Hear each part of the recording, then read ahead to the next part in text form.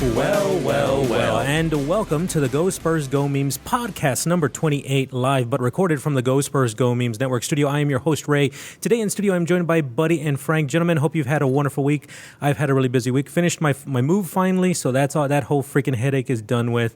But the first thing I want to talk about this week is I'm pretty angry, guys. I'm really upset. Really? What's going on, Ray? So I'm upset that the Spurs waived Ray McCallum. While he who will no longer be named on this show, we will now refer to him as Ginger McSandwich, is still on that freaking roster. I'm still trying to figure this out myself. I don't get it. Does he know something? Did Popovich kill somebody? And he knows Ginger McSandwich knows where the bodies are. Or he's got like gotta be pictures something of like him that somewhere. Like, I get it. He's a great guy. He's funny as hell. I understand all that about Matt Bonner. But the man has only played in 20 games this season. Majority of the time, he's listed as inactive on the roster. And you give up Ray McCallum, which I completely trust in Pop. I trust in what the Spurs do. Of course, they know better than any of us. But Ray McCallum was youth. And I kind of felt like he could be built into something better. But obviously that wasn't true because they just kind of felt it was time to give up on him. I'm thinking that we're looking at this in the short term. For instance, McCallum's not going to be somebody who's going to be your long-term solution. Granted, No, not at all, no. Granted, you know that he did pretty well when he was here. They bring in somebody older, Andre Miller. The oldest player in the NBA. Like, we needed to get older. Right? Don't worry. We're going to get Baron Davis soon because he's a guard, and we'll need another guard soon. Oh, my God. He hit a three from practically half court earlier, by the way. All right. Yes. So anyways, so we get Andre Miller, right? And so the first reaction, like you and I both said to each other, is like, why are we getting older? And why are we getting the guy who's older than Duncan, for God's sakes, right? Which is kind of awesome in a way, but still. Why are we doing that? It is, you're right. But think about it this way. We have had a lot of people in the D League that we're trying to develop into being this kind of success for Patty Mills in reality. Yeah. We're not looking for the successor to Tony Parker. We really believe we have that in Patty Mills, right? Right. So then now you got to look for the guy who's right behind him at this point, right? Mm-hmm. So do you need somebody like Ray McCallum? Now, McCallum had a worse PER than actually Andre Miller had this year, right? Sure. So his efficiency rating wasn't as good as Andre Miller, which is sort of strange, all in its own little bubble. I understand the youth thing, but I understand that we can probably get another guard somewhere where we can find a diamond in the rough kind of thing. Oh, and I mean, okay. of course, that's probably the plan. I think it's what it is that we're sort of waiting for this other decision that we've been trying to talk about. Right. Okay, so let me bring that up because that pissed me off too. That's the part where I'm... Okay, so everything that I had been hearing, all the talk was about Kevin Martin. And at the time, we knew that the T-Wolves and Kevin Martin had not come to an agreement on a buyout yet. So as we're waiting, literally dead silence on Andre Miller. Andre Miller's name and the Spurs were not even attached together at all. Nobody saw that coming. And literally, I get the news that Miller has been, he cleared waivers. And immediately after, I get the message saying, like, Spurs just signed him.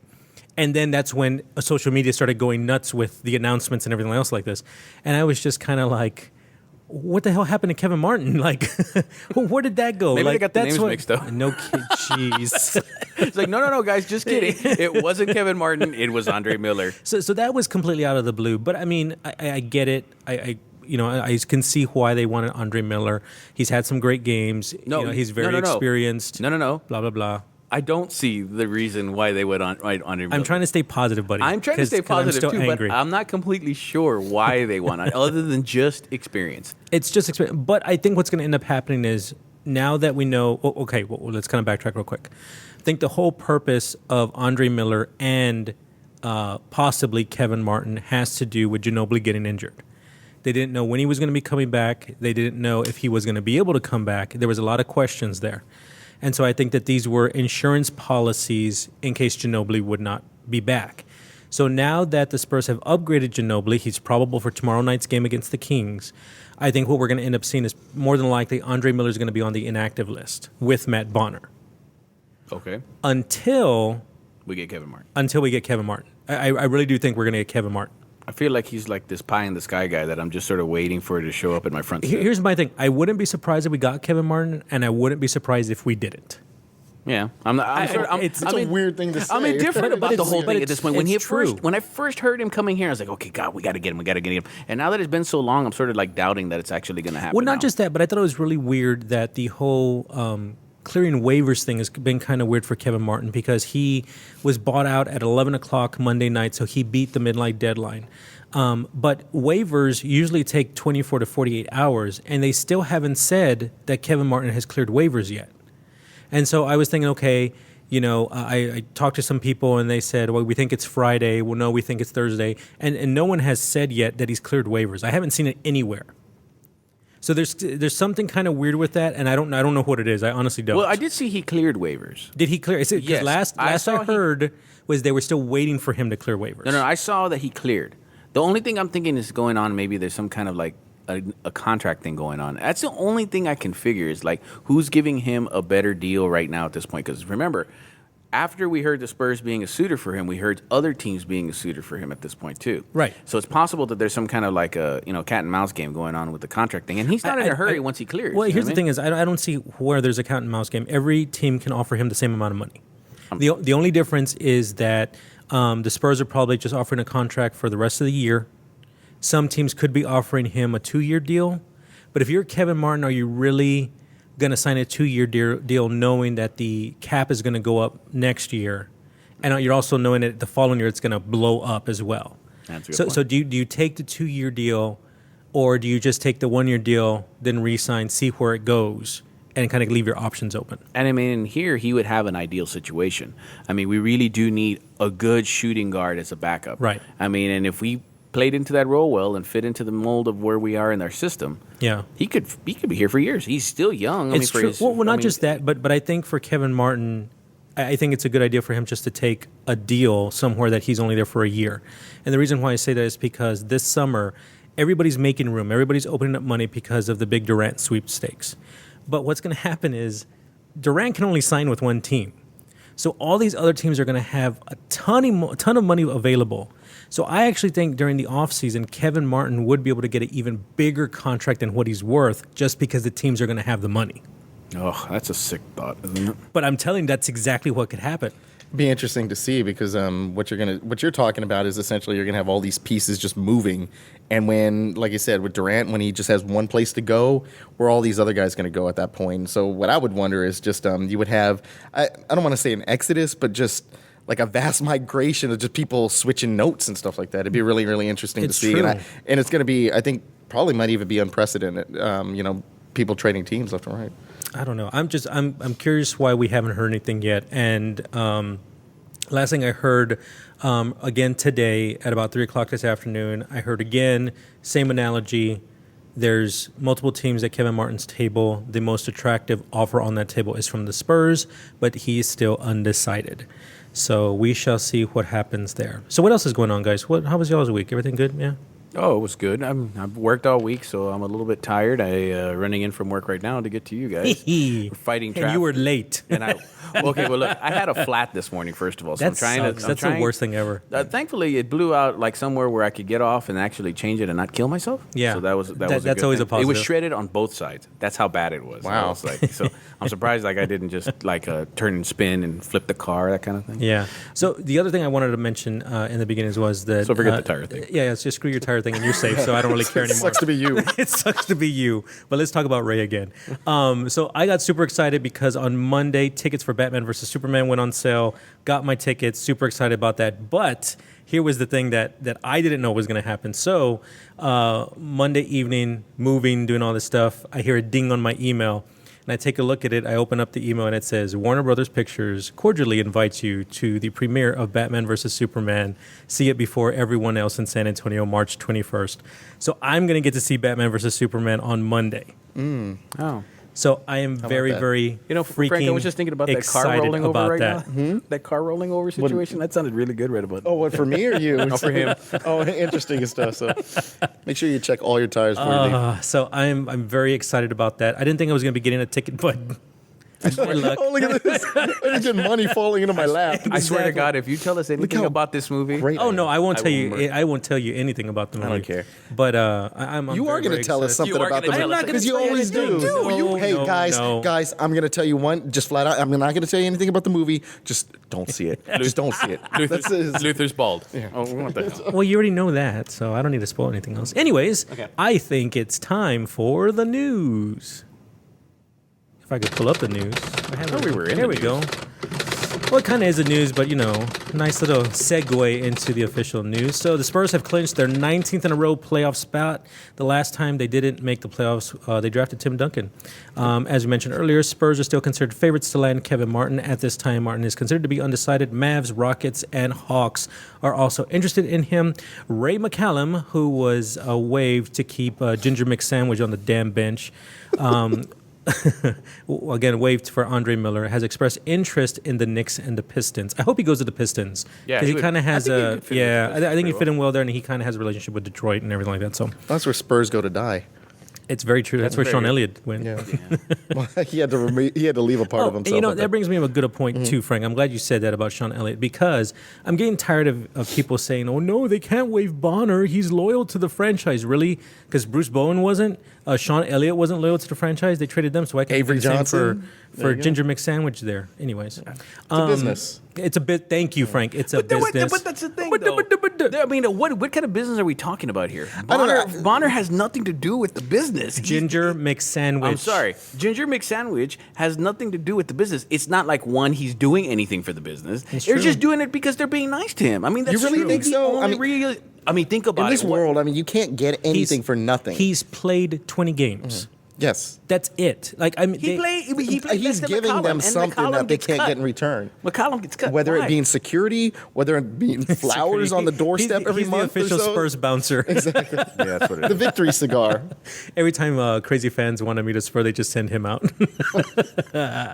Okay, Ty Lawson has agreed to a deal with the Indiana Pacers. I think that's a good pickup That's for a them. very good pickup for them. Michael Beasley has agreed to a 2-year deal with the Rockets. The Rockets also signed Andrew Goodlock as well. Yeah, that was a great replacement for him, wasn't Yeah, it? that fire is getting Jeez. mighty hot now. You know, there's two things that are hilarious about all that, right? Yeah. First of all, you feel the real big need to get rid of Ty Lawson and replace him with Andrew Goodlock, who couldn't even make the damn Lakers. I okay? know. And then number two, you get the Chinese MVP, Michael Beasley. who basically is just a big pile of trash. Michael burning- Beasley is like the veteran Anthony Bennett. Like high expectations, but God. did nothing. He's much better than that guy, though. Yeah. That guy got cut too, didn't he? Yeah, I'm going to come to that in a Oh, second. cool. Sorry. 76ers, Jeremy Grant was fined $10,000 for throwing water into the stands. I want to be that successful one day that I could be fined $10,000 for throwing water at Buddy. We just get arrested at this Amazing. point. Screw my laptop up and everything. There you go. Miami Heat have signed Joe Johnson. The Raptors waived former number 1 draft pick Anthony Bennett to sign veteran Jason Thompson, and the Suns may actually go after Bennett. That's kind of That's sad for the sad Suns. and It's fitting it all it's at the same time. Yeah, it really is. Like, hey, we're a crap team. Let's get another crappy player. Yes, go You know, Suns. I actually wouldn't mind that guy coming to the Spurs and see if we could develop him. But it's so funny, but I was thinking the exact same thing. Get the freak out of my head. I've actually been thinking that for the longest time. I think Bennett has not had a great coach, and the kid does have talent, but he's just never had the opportunity to actually develop that talent. And I mean, I don't know. I mean, you can put him with Popovich and staff, and he still could be a crappy NBA player. It happens. I mean, what's the worst you get out of him? Again, you don't take a lot of chances on these kind of guys. You give low risk, high reward if you can get something out of him. Hell, I think he would do good in Austin too. You put him with the Austin Spurs, and I think he'd probably do really well there. Ryan Hollins was signed again by the Memphis Grizzlies. Chris Humphries was released by Phoenix. Mr. Kardashian. Mr. Kardashian. And then he was signed by Atlanta.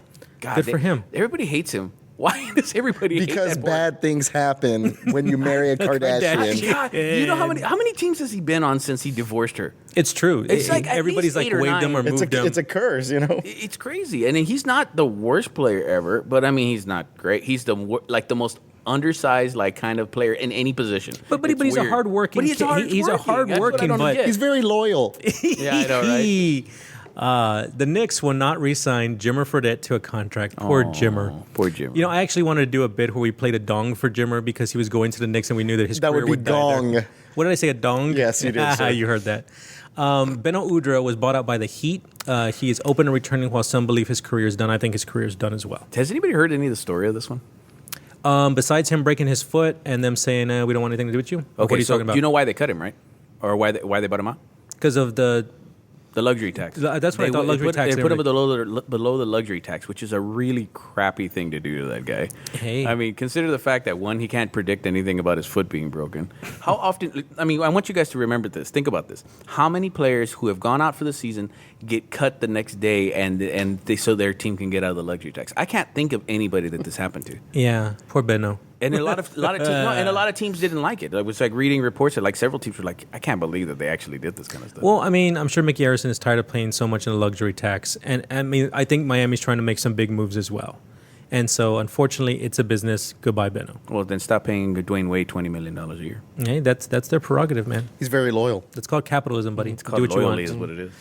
Baron Davis has signed to join the 76ers D-League team in Delaware. And I think Davis is 40 now. Yes, he's Yeah, old. right. He's old. So he's trying to make a comeback to the NBA. So I'm sure the Spurs will have a spot for him next year. Sure. The LSU's Ben Simmons may be signed to a shoe deal worth $100 million. Nike is the front runner. I kind of like what you said earlier, buddy, when we were talking about this, that, what happened if the kid sucks? Yeah, man. $100 million. $100 million. They've got to have some stipulation in that contract. I mean, you just don't If you give suck, away that you get money. no money. Exactly. I would think that that's what you would need to do. I mean, but I'm pretty sure that's not going to happen. Yeah. He'll still get the money. Yeah, I'm sure. The Heat, Knicks, and Lakers plan to go after Chandler Parsons this summer. Why? Why? That's my whole thing. Why? That guy is like so overrated. I don't get it. He is so overrated. Yeah, very, very true. And then plus he hangs out with Mark Cuban. Ooh. Dwight Howard says he wanted to be traded to Milwaukee. I found that really interesting. I think that's bull. Really? He came out and said it himself. I still think that's bull. Where do you think he wanted to go? Why would he want to go to Milwaukee thinking Why about not? the kind of jerk? There's beer in Milwaukee. Think about the They kind have an of awesome like, music festival in the summertime. How much Laverne of- and Shirley. How It's- much of yeah. a, The beginning of what's the that? season. What's that? When you're an ego? How much of an egomaniac is Dwight Howard? A huge one. Why would he want to go to Milwaukee? I don't know. Beer? Schlitz? I think you're asking the wrong people. Yeah, up I there. don't He know likes why the he cold wanted to go. weather. He I likes think he just likes to start crab. He likes Bucks. the cold weather. He likes stags. Because it's a wrong stag. So the Clippers unveiled their new mascot, a condor. Oh, yeah. What's his name? Which is actually a scavenger. Yeah. And what's his name? Oh, I don't know what the name is. I He just has know it was a name. condor. Oh, he looks sort of like Clippy? Clippy. Is he Clippy? No, I don't know. Oh my God. It's like Clippy the condor. Can we just refer to him as Clippy the condor? What's hilarious is he sort of looks like Steve Ballmer. Oh, That's what they had a picture of next burn. to him. Pour some ice water on that burn from Buddy. So no, he really does look like Oh, him. okay. I I'm haven't not seen the making picture of fun him. I just know. Kyrie Irving is supposedly growing frustrated in Cleveland and is open to playing elsewhere.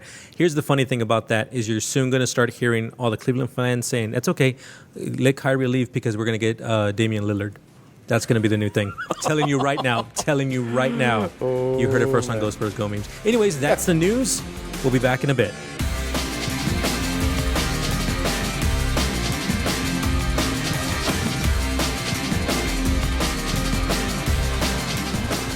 And we're back, and it's time for Spurs discussion. All right, buddy, so we had a couple of games this past week. We had the Rockets, the Pistons, and the Pelicans, all victories by the Spurs. I think we're really kind of seeing the Spurs kick it into the next gear. They're doing really well. I know that they had some struggles last night against the Pelicans until an amazing performance by Kawhi Leonard pushed the Spurs over, and they were able to beat the Pelicans. I just kind of want to talk about the Pelicans real quick I kind of feel like they just have this mojo against the Spurs, and we say it every time that the Spurs play the Pelicans. It's I don't know what it is, but that Pelicans team plays the Spurs like they know that they can beat them. Wait, since we're on the subject of this game, let's talk about this game. Since it's You want to talk about the game first? Let's Okay. talk about this one since we're already on it. So, All right. The interesting thing about this game, right, in particular with the Pelicans, right, I was really surprised that we actually won the game, not because of the fact that we came back. We have the ability to come back and beat teams, right? But what was hilarious was the fact that they actually were doing things that were confusing the Spurs and actually hurting the Spurs, and then they completely got away from it, right? So I'll give you a good example, right? Gordon was killing us in the third quarter. He was just straight killing us in the third quarter, right? And then for whatever reason in the fourth quarter, they completely got away from him, from whatever his outside shooting, and they started like really pounding the ball to Davis. And while Davis still had a good game, I mean, Davis had 17 points in the game. He really was sort of like being locked down, like as far as his shot selection overall by Duncan and by Aldridge, which I was sort of surprised by that, because the last time we played them in New Orleans, he dominated us. Exactly. He did only have 13 rebounds in this game, which the last game against us, he had something like around the 18, 19 rebounds. So we kept him off the boards, which was the most important thing as well. Which is the important thing when you play the Pelicans. Remember, how many offensive rebounds did he get from that last game? He got somewhere in about the 7 or 8 offensive rebounds. In this game, he only got 1 offensive rebound. So they kept him off of the glass as far as that. The Spurs did a much better job on the glass in this game than they did in the other games, right? And we also got to kind of mention in the first half, the Pelicans ate the Spurs alive in the paint. Yes. They were just destroying the Spurs in the paint. They were just doing whatever they wanted to as far as layups and stuff like that. And so that was the thing that was the most impressive. But we out-rebounded them by 10 in this game, which we controlled the boards in this game, which is good. And then, again, when the fourth quarter came around, they just couldn't make shots. Yeah. After about a 5-minute mark anymore, they just could not make a shot. They started depending on, like, stupid people to shoot, like, three-pointers. They had Holiday shooting threes. He couldn't make anything. And then they got completely away from Gordon. And I was really shocked at how they had that game in hand. Mm-hmm. But the turning point was, and this is the part that made him really mad, was when Parker came out of the game and Mills came back into the game. Yeah. Popovich didn't like what Parker was doing on Holiday, because Holiday was taking him to town on the inside the paint, right? Yep. When they put Mills into there in around the 4 or 5 minute mark of that game, that's when the whole game turned around, and then we got all of the everything going. Everybody's making threes. There was hustle plays. He was getting the 50-50 balls, all those things. Everything was going our way once he came into the game. But you could see after the game, when we went toward the end, you could see Parker's face was just like he was really upset about the whole thing. Which, mind you, led to another epic interview by Craig Sager and Greg Popovich. Oh, yeah. Which they just need to have their own like odd couple show, because they're just fantastic together. Okay, so that was a Pelican game. Spurs win that one. Let's go back to Spurs versus Pistons. Finally, rodeo road trip ends. Spurs are home. They beat the Pistons by 16 points. I think the big thing for me in this game was, of course, great performance by Kawhi and LaMarcus. But really, the starters basically did everything. We had very little help off the bench, and we pretty much just dominated the Pistons. On the Pistons side of things, Morris and Harris both had good games. Let's see, who else had a good game for them? Baines did pretty well. He had 12 points, 5 of 8 shooting. He got a nice little ovation when he came into the game, so that was pretty cool to see. Him and his ugly man bun.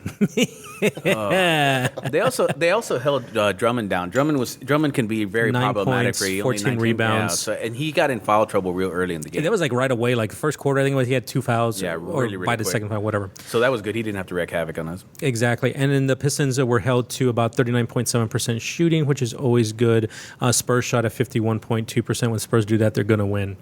I don't have any other thoughts about the Pistons game. Let's go to the Rockets game. So the Rockets, we won that game in Houston. It was the last game of the rodeo road trip. Thank God.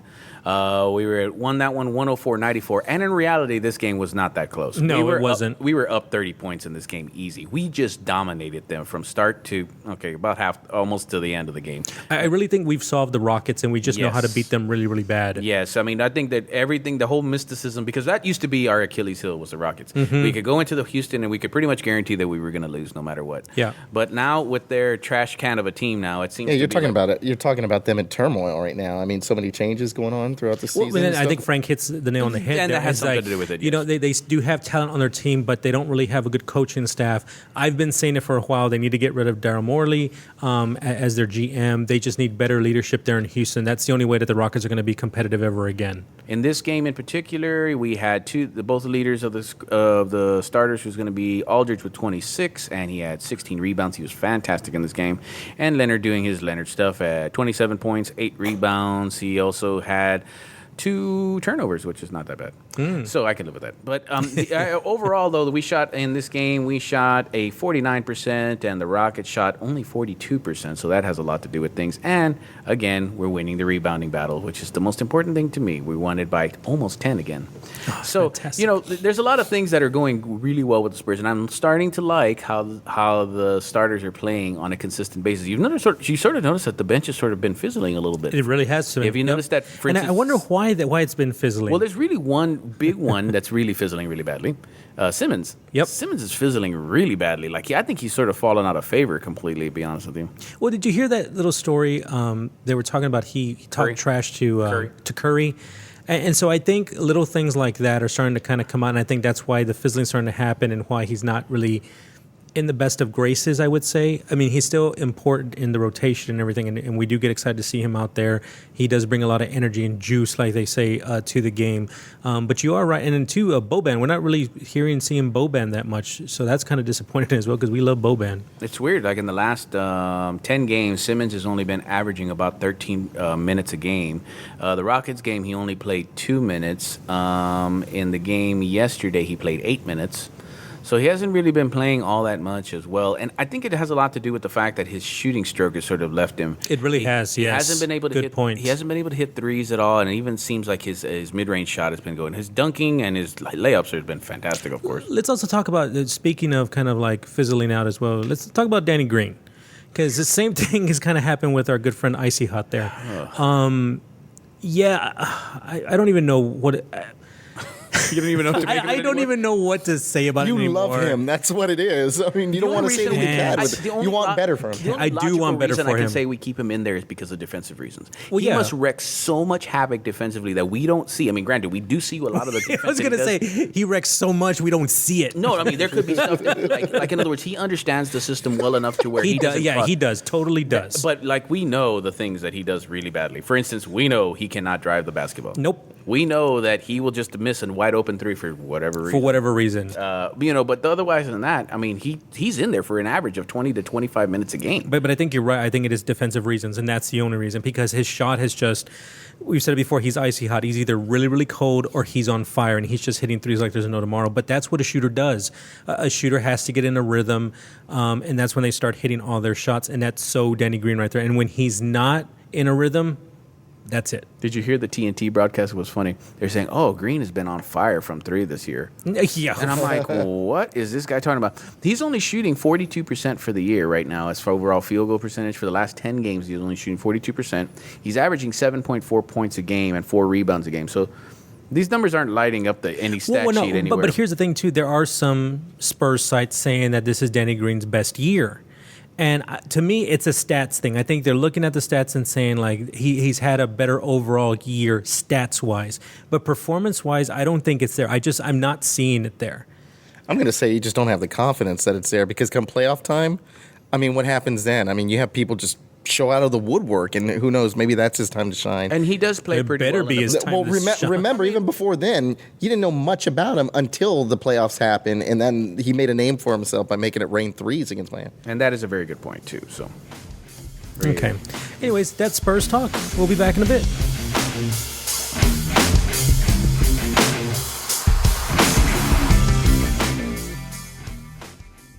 Go Spurs Go Memes presents Fiesta Facts. The very first Fiesta parade was postponed due to bad weather.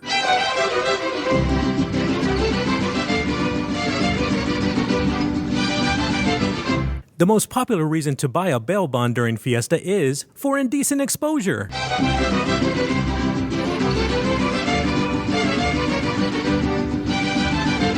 The biggest crime increase during Fiesta is prostitution.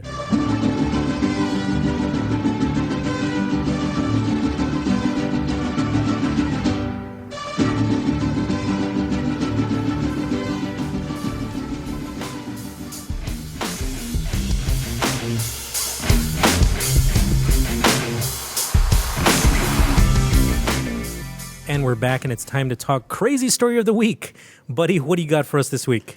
So we have a lot of different crazy stories all over the thing. But in particular to this one, I'm going to first start you some music. Oh, fantastic. Eventually.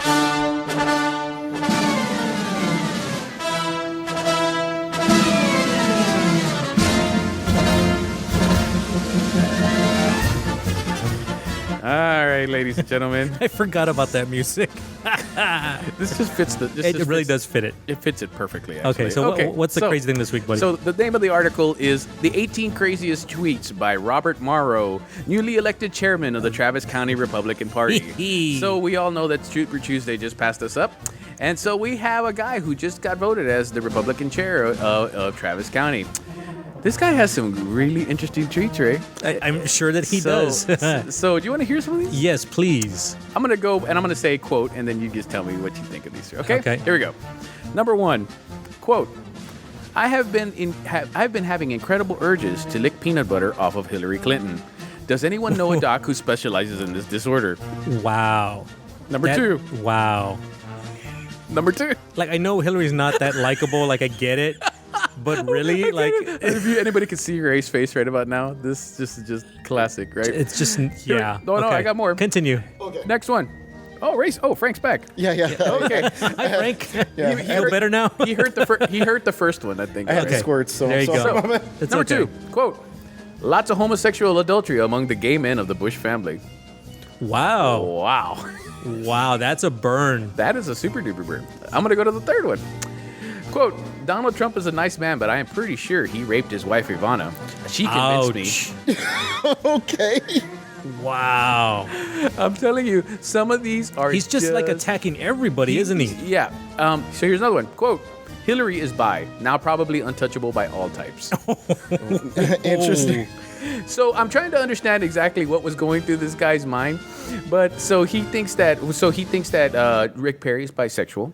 He thinks that I had to put the circus away. Yeah. Rick Perry is bisexual. He thinks that Hillary Clinton is a lesbian, and he's fascinated with penises attached to Bill Clinton and Donald Trump. Apparently, Something tells me a lot of disgusting stuff happens behind closed doors No with this kidding. individual. So well, not just that, but he won by 56%. He took 56% of the vote, and he unseated the incumbent, James Dickey.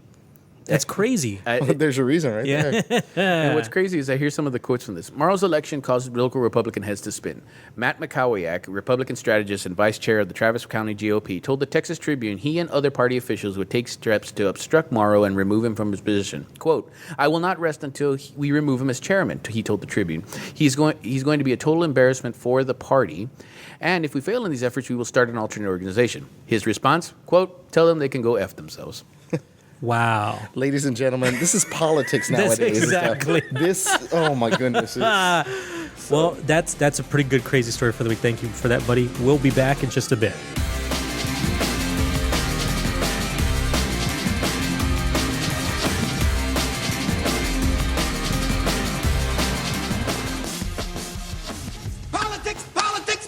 Politics. Yes, the Roman Senate. The Roman Senate is the best legislature that money can buy.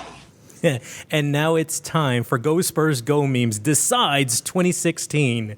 So this past week we did have Super Tuesday. It is getting down to the wire. It is almost time for the Democrats and the Republicans to make their nominations of who is going to run for President of the United States. So, buddy, Frank, I know you're itching to start talking. I can see the excitement on your face. It's like almost part of my job sometimes. Well, it's amazing. Right now, all bets are off when it comes to this election right here. Right. And let's be realistic, no one is really paying attention to the Democratic race Nope, right it's now. all about the Republicans It's all right now. about the dog and pony show, the clown car, however you want to describe it, how it's been described. Now, who is going to be the nomination? In the beginning, I would have told you that it would have been Bush. Right. Bush had the most money. He had the biggest, basically Establishment. He was the establishment's horse. Exactly. Republicans wanted him. And he had a team that won his brother the election as well. So now you're in a situation where none of that mattered right now because you had Cruz, who from day one that he entered the Senate, he was actually grooming himself to run for president. Right. And so people, you knew that this election was going to be pushing people far right. Well, up comes... This isn't even far right. This is like off the cliff to the right. Yeah. And very, very much so. And the problem with that is that all of a sudden here comes Donald Trump out of nowhere. He in years past, he'd always said he's running for office. He's running for office. People was like, oh, no, that's just our uncle. He just likes to talk and just leave him alone and everything. So, now he's in. And now we come to a situation where we are today where he is the front runner to the GOP. As of today... I believe. How many delegates does he have, buddy?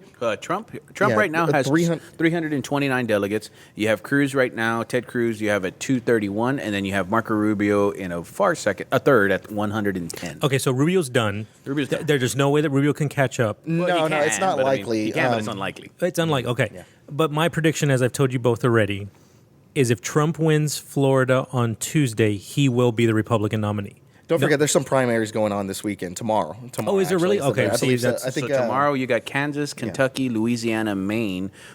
Kansas has 40 delegates, Kentucky has 46, Louisiana has 46, and Maine has 23. You can expect that Trump is hardly going to take Kentucky and Louisiana. He's taken all of the South already. So. Yeah, of course. Yeah. That's going to happen. So this is a big problem for the GOP because right now, you want a two-man race. With all these people running and everything, that kind of spreads out voters and everything else like that. Now it's become this monster because honestly, I've not met a person, especially in my circles and people I talk to, supporting Donald Trump. Of course, majority of people I talk to are from Texas too. Yes, and they want Texas. Cruz, right?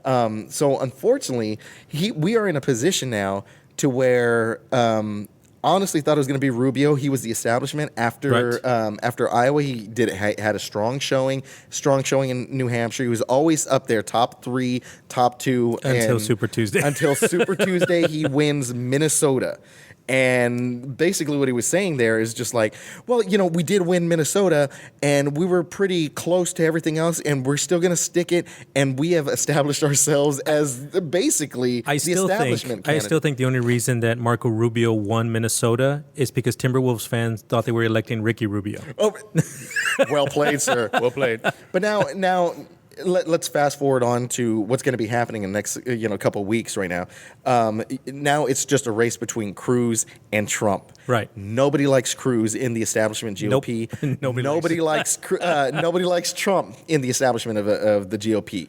Now, what do you do at this point? So now you have Kasich up there. Remember him? He's he's basically at the other table. No one's paying attention to him at all. He's got no shot at the nomination, through the normal channels. However, if the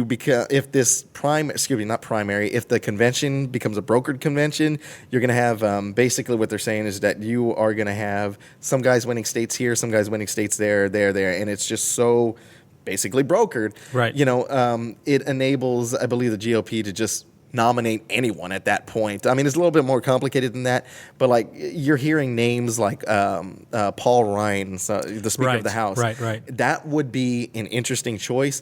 But he would have run already. But it's so in disarray right now that there's no identity to the GOP. And I still think if somehow Trump doesn't get this nomination, he's still going to run. And I still think he runs independent. Here's one thing to consider, right? So, and this is something I was talking to you guys about, which I think this is the most telling sign of where the GOP is right now, okay? So after Super Tuesday and Trump's victories, right? Mitt Romney came out and gave this kind of indictment against Trump, right? So one of the quotes he says, "I believe in all my heart and soul that we face another time for choosing, one that will have profound consequences for the Republican Party and more importantly for the country." He stated that his domestic policies, Trump's, would lead to recession, his foreign policies would make America and the world less safe, and he has neither the temperament nor the judgment to be president. And his personal qualities mean that America would cease to be the shining city on the hill. Now, this is what's funny about this. There's actually unintended consequences of what he's saying here, right?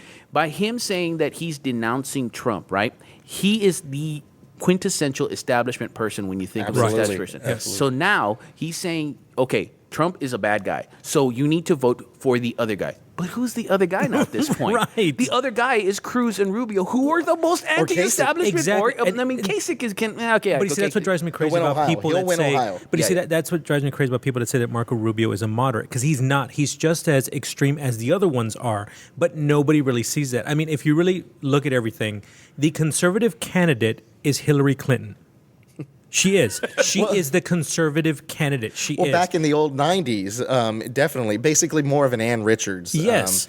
Back in the day here in Texas. But it's funny how you mentioned all that stuff is because now, again, what I like is in attacking Trump, they're actually exposing themselves. Right. Because if you listen to the debate, other than the big dick joke, not even a dick joke, a dick reference in a political debate, happened, and that's when I was like, I'm done. I can't watch this anymore. It's Yeah. gotten too serious.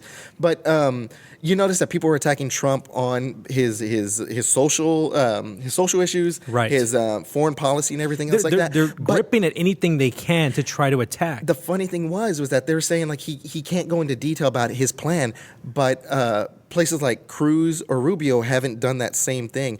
And to anybody's credit in the political spectrum, that you do not do that anyway. You want your opponent to speak it more than that you do.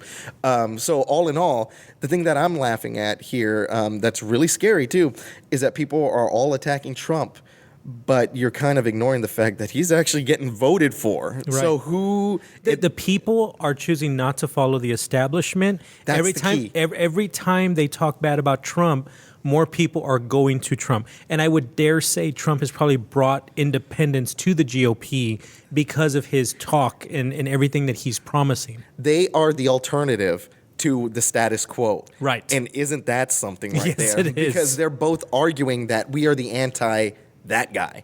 And so it's in disarray right now. Right. It's going to be interesting. This is like a sporting competition, regardless of whether or not, what your values are or who you're going to vote for. I always find this very, very interesting because I have no clue at this point. And don't you find it funny that these are the same people who say that the country is in disarray and needs better leadership, and yet they are in a complete disarray themselves. Exactly. They can't even argue. They can't even agree between themselves who would be the most intelligent and the actual most viable candidate to be able to beat a liberal who has a weak record, who has no kind of experience as being a president or anything like that, or any kind of like as far as like liberal credentials per se. And they could beat her if they had the quality candidate and they all united behind it. But they're not. They don't. Yeah, They well, can't. Hillary's not liberal. I don't call her liberal because she's not liberal. The only liberal on that's even running for president right now is Bernie Sanders. Sanders. That's the only liberal. Hillary is conservative. Like I said, the other Republican candidates are just extreme conservative, extreme right, fringe candidates. That's just what they are. Their policies follow that. The only liberal is Bernie, and Bernie has no chance of getting that nomination. Absolutely not. There's no way he's going to get it. It's going to be Regardless Hillary. of how many Facebook posts, everything else. Millennials love Bernie. Millennials don't vote. vote. Simple as that. Right now, anyways, the what's the delegate count with this one? it's like 1058 to 431. yeah. There's no way. Poor Poor Bernie. Bernie. Anyways, that's politics. We'll be back in a bit.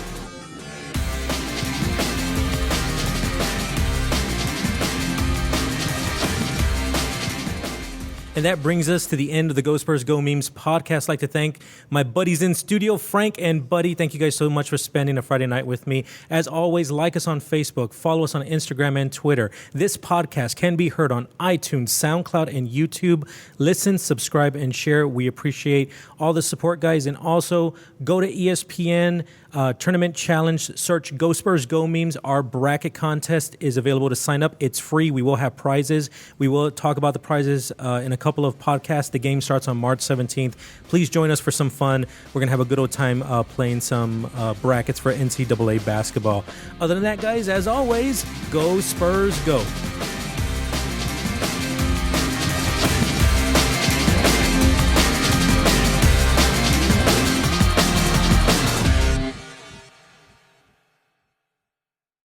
Anyways, you know what? Don't listen to Buddy because Buddy loved Tomorrowland.